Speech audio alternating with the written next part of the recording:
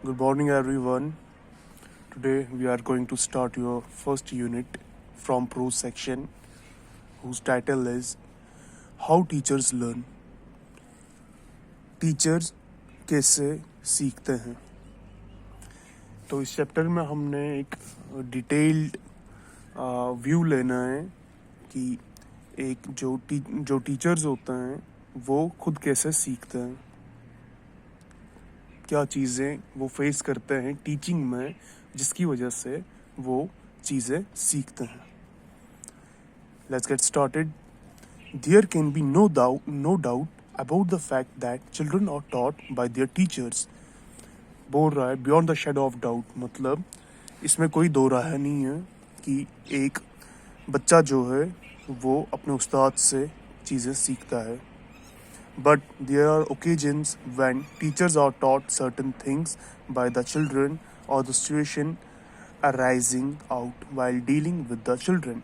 लेकिन कई बार ऐसे मौके खड़े हो जाते हैं, ऐसे मौके आते हैं जहाँ पे टीचर खुद सीखता है बच्चों से चीज़ें, और या तो जब ऐसी सिचुएशन अराइज होती हैं, ऐसे मौके आ जाते हैं जहाँ पे बच्चे कैसे डील कर रहे हैं सिचुएशन से, तो वो देखकर उनका टीचर जो है वो चीज़ें सीखता है। Read this lesson and find out such a situation. तो हमें यहाँ पर एक आइडिया दिया गया है कि इस चैप्टर को जब हम पढ़ेंगे तो हमें आइडिया लग जाएगा कि ये जो पूरा चैप्टर है इसी आइडिया के अराउंड घूमता है कि एक कौन सा वो मौका है जहाँ पर एक स्टूडेंट जो है वो एक टीचर को कुछ सिखा पाया है।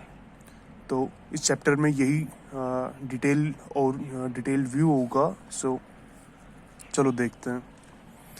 Another 5-year-old named Nora taught me more about the things children do when teaching themselves to read, the problems they meet, and the ways they solve or try to solve them.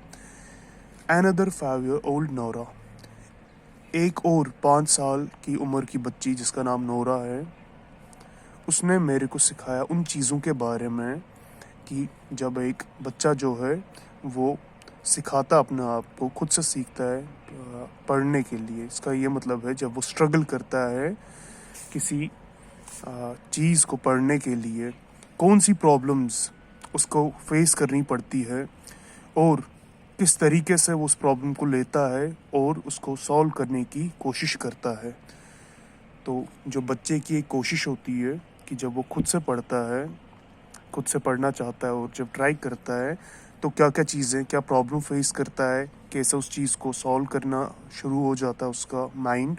तो इसके बारे में Nora ने, जो कि एक 5 साल की उम्र की लड़की है, उसने सिखाया। तो अब यहाँ पे स्टोरी स्टार्ट होती है हमारी। I was visiting her family over a weekend. मैं उसकी फैमिली में जा रहा था एक वीकेंड पे। तो वीकेंड जो होता है ये हफ्ते के आखिरी डेज होते हैं। सैटरडे संडे इनको वीकेंड कहा जाता है। तो एक बार एक वीकेंड पे मैं, और बाय द वे बाहर के जो स्कूल्स होते हैं वहाँ पे वीकेंड ऑफ रहता है। खैर, तो मैं उसकी फैमिली में, किसकी फैमिली में, नोरा की फैमिली में एक वीकेंड पे जा रहा था। तो I had not seen Nora since she was a small baby. We were soon friends. मैंने नोरा को तो देखा नहीं था, मतलब लास्ट टाइम देखा था जब वो बहुत ही एक छोटी बच्ची थी, बेबी थी, ठीक है। लेकिन जैसे ही मैंने उसे देखा, हम मिले तो हम आपस में दोस्त बन गए।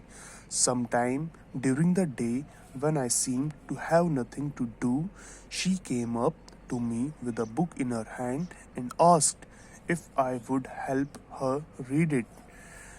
एक बार जब कभी कभी दिन में जब मेरे पास कुछ करने के लिए नहीं होता था, मेरा स्पेयर टाइम चल रहा होता था, नोरा मेरे पास आया करती थी अपनी किताब अपने हाथ में लेकर और मुझसे पूछा करती थी कि क्या मैं उसकी हेल्प करूँगा पढ़ने में।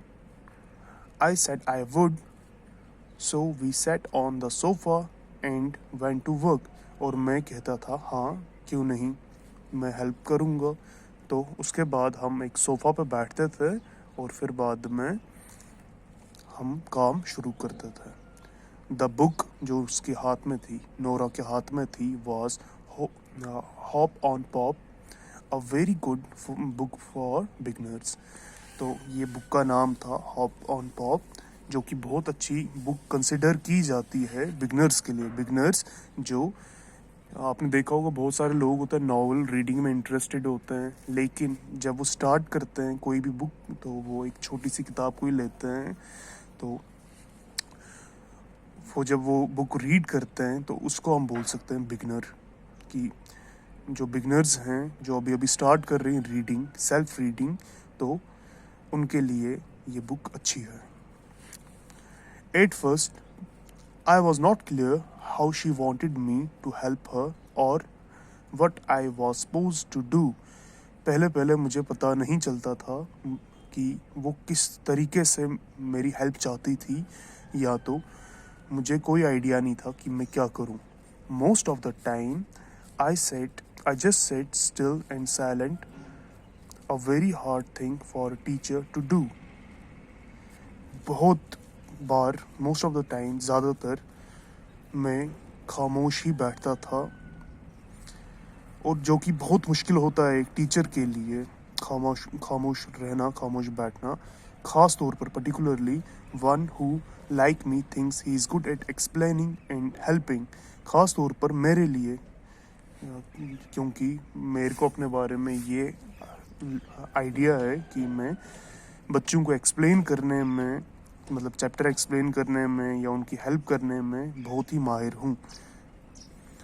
The first few pages were easy. अब जो नोरा दिखा रही थी, वो जो पहले पहले पेजेस जो थे वो बहुत ही आसान थे। Then she began to meet more words that she didn't know and had to figure out. उसके बाद उसको बहुत अलग अलग वर्ड्स दिखने लगे जिसका उसको कुछ पता नहीं चलने लगा, और उसको वो समझना था। फिगर आउट हम बोलते हैं समझने को।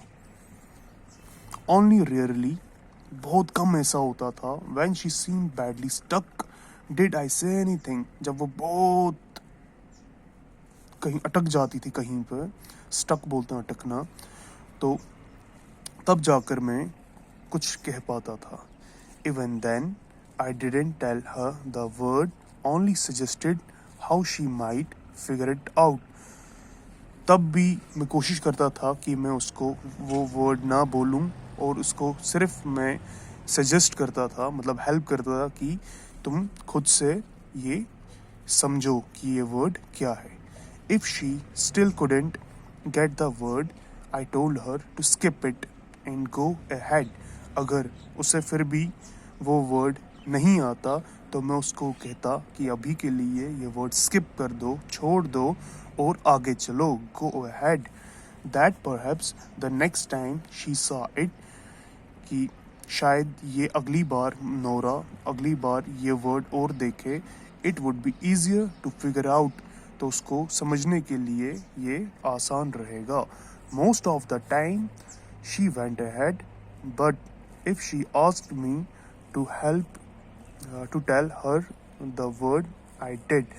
बहुत बार वो आगे तो चली जाती थी, लेकिन अगर वो कहीं बीच में मुझे पूछती कि इस वर्ड में मेरी हेल्प करो कि ये वर्ड क्या है, तो मैं हेल्प कर देता था। आगे सो कल कंटिन्यू करेंगे। I hope you like the lecture.